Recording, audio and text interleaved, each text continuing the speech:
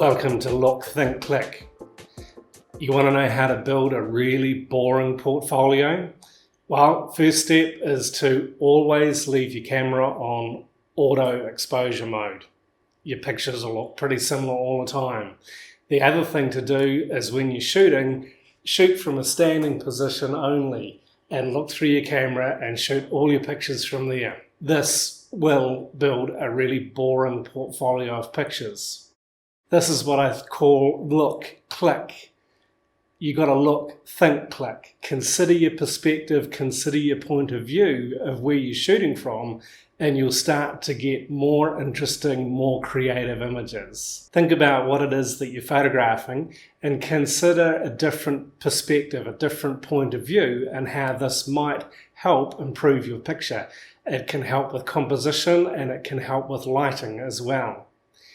You know, if you're lying down, if you get right down on the ground and shoot from a worm's eye perspective, or alternatively, if you can find somewhere up above and get a bird's eye perspective, you're going to quite often create much more dramatic images than if you're just standing and shooting. This is where most people shoot their photos from. You want your pictures to look like everybody else's, just keep doing the same thing. You'll have a really boring portfolio. Think about where your camera position is, where your angle is, your perspective, and what you're seeing, and change the angle, change the perspective and point of view, and you'll get more interesting, more creative images. Even sometimes just a little bit of a move to the one side or the other, or up and down, just a different way of doing things, a different perspective on things can really make a big difference. Especially if you're photographing a single subject, your camera movement in relation to your subject will also change what you're seeing in the background.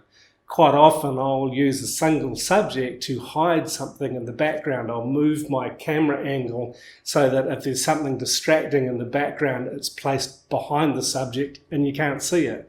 This will help improve your composition no end. Something else you can do too, particularly when you're photographing children, is get down at eye level.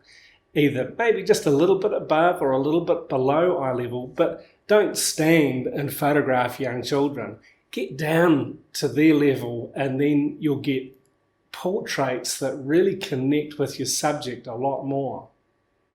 I read something really cool recently about writing, and the author was telling you not to write the first thing that comes to mind, because that's what everybody will write. It'll be boring, it'll be normal. And don't write even the second thing that comes to mind, because that's what clever writers will write. Write the third thing, and then you'll have something unique. Try using this technique with your photography. Don't shoot the first thing that comes to mind or the first position that comes to mind. Change up your camera position. Shoot it, but shoot the second thing as well, but then really think about what's another perspective, what's another position that I can hold my camera. Can I come above? Can I come sideways or below? Will it make a more interesting composition? If you practice these things, your portfolio will not be so boring and you will be more creative with your camera. Please do subscribe to our YouTube channel. We've got lots of great videos up there already and there's more on the way.